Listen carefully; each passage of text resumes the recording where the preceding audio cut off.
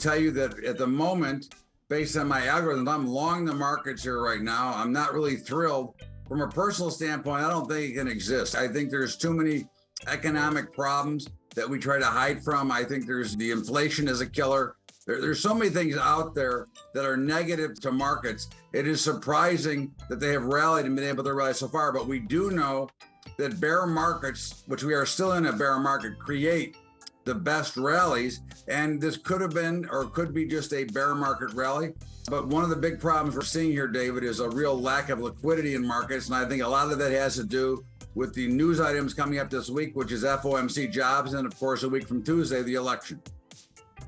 There is not a lot of retail participants right now. Right now, you've got a lot of funds just pushing money back and forth.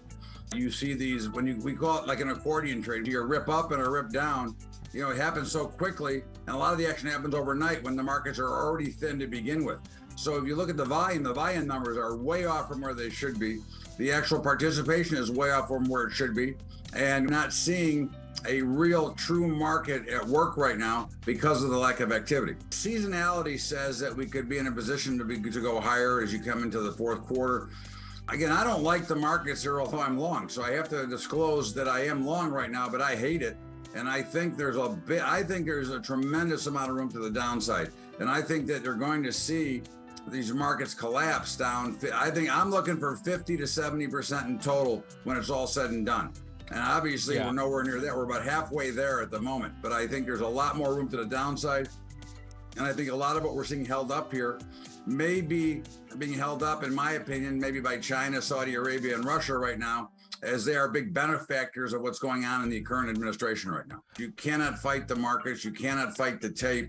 And the irrationality sometimes behind markets doesn't mean that I could be long and I could make money, or we could reverse out and end up shorting. And I will be, when the market makes its bigger move, I'll be on the right side. I could potentially get chopped up in here being long, because I don't think we're going higher, but certainly it wouldn't surprise me if we popped a little bit higher first before going lower. So there's a lot of factors that go involved. But one thing you have to learn as a trader is you can never fight the tape or fight the action of the market, because the markets can last, or as John Maynard Keynes, who I'm not a big fan of, but he did say the markets can remain irrational a lot more longer than you and I can remain solvent. I don't see the inflation falling. I see inflation increasing, and that would be if they would report the numbers correctly. They don't even report the numbers correctly. Again, the average family, other than a major emergency expense, spends most of their money on food and energy, which they give very little weight to, in, for example, the CPI. Now, oil is not coming down. It may be lower now, but it's going back up, and we are still 3 times higher than we were 2 years ago. We're still paying $4.50 to $5 a gallon. Food is ridiculously high, and that's if you can get it, because of course the supply chain issue is there. And then you want to talk about that there's a potentially, and I don't have facts on this, but I have innuendo or rumor, which is that there's only about a 22-day left supply of diesel fuel, which is how the trains run and the trucks run. And if you can't deliver the goods, how are we going to eat? So to me, inflation is going to the roof, and the Fed is dead set on getting this 10-year notes probably somewhere near 5 to 6% before it's all done. There's no way that they can get away from inflation right now. We have been set up to fail. We have been set up to have prices go through the roof. Okay, number one, if the United States does not go back to reproducing and redrilling their own oil, then our prices are not going to come down in oil, which is 80% of the economy is based around fossil fuels, whether it be to deliver the goods or to make the goods. Because again, all the plastic that we use in this country are made with fossil fuels. So if you do not create your own production and keep oil at $30 a barrel, then inflation is going to run away. Because do you think Saudi Arabia is going to sit back and hold off? Natural gas is becoming short everywhere but here. We've got plenty, but of course we don't want to frack it out and send it to Germany and send it to UK. You already see the depression that they're going into, and we're going into winter now, which is even worse, because wait till you see your heating bills. They're not coming down.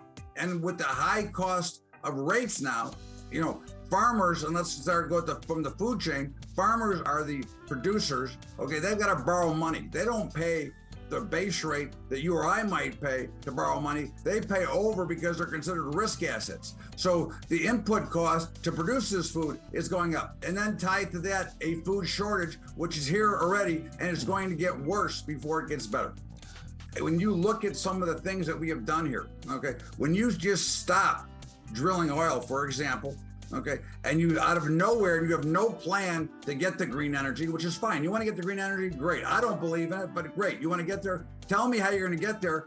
Fix the power grid. The power grid could not support it. You saw the story in California. Buy a Tesla on Monday, but you can't charge it till Monday night after 9 o'clock. The power grid is not set up to handle what they want. Give me a plan. In the meantime, don't break the middle class with this high inflation while you're buying oil from Saudi Arabia and draining your SPR and giving that oil to China when you have to defend your own country first and your own people first, which they have totally not done. They're looking for the Great Reset. They're looking to bring this country into to the middle class to its knees and come to a two-class system, because when you look at it, they destroyed small business. All right, you've got no competition for Walmart and Amazon. You've got no competition for Google, no competition for Facebook. So where does it end, David? That's the problem. You eliminate competition, that eliminates small business, it eliminates the appetite for capitalism and to grow further. I think that we're having a organized central bank Federal Reserve thing to break down, to come to a one currency, a digital currency, a world currency, that will then give them total control of how they want to print and spend and pay the money, because there'll be no more printing. They'll push a button, but not only that, they'll be able to track every move you make from the time you're born to the time you die. And I think that this becomes a much bigger problem, because for Americans, they're destroying and taking away much of our freedom. The central banking system wants to go to a global coin of a digital type currency. Okay. They want to eliminate paper. They're eliminating privacy. Okay, because wherever you spend it, they know where you're spending it at. Okay, they want to bring the world into a total socialistic world. Okay, where there is not a middle class, there's a rich and a poor, and they're trying to make that be the Great Reset. Okay. First of all, the Federal Reserve hiking rates into a recession. Okay, there's for starters. Destroying your own natural resources so that you can buy them from Saudi Arabia. Allowing the war in Russia and Ukraine to take place to create a food shortage. These things should have never happened. And if you had a strong leader in the White House, they would not have happened, and we'd still be in total control. But of course, this administration has given the keys of the car to everybody, and overall, and in my opinion, an attempt to destroy the America I grew up in. Thank God for Elon Musk. I love a guy that stands up. First of all, he's brilliant, right? He's a little quirky, but he's brilliant, all right? And I think he's doing the right thing. You can't continue to cover up and hide underneath the carpeting everything that goes wrong. And if they legitimately are breaking or violating with what the information I gave them, then they don't deserve to get a severance package. We already know that the social media in this country has been more to the left than to the right. It hasn't been center, because if you have a conservative opinion, they take it down on a regular basis. And this is where I think that Elon Musk is stepping up. And so if the people that are getting fired that were supposed to get the golden parachute, but they were violating what was supposed to be done, then they have no right to get the severance package. In fact, they should get a jail sentence and not a severance package. The people will speak. If they don't like what he's doing, they will not fund him. He will not make money with his platform. So I think that's where the free market has to take place, because if I don't like Twitter because they're not posting things, or they're posting too much, or if they're putting hate speech up, which they should not, that's the only thing that should be censored, is stuff like Kanye West did.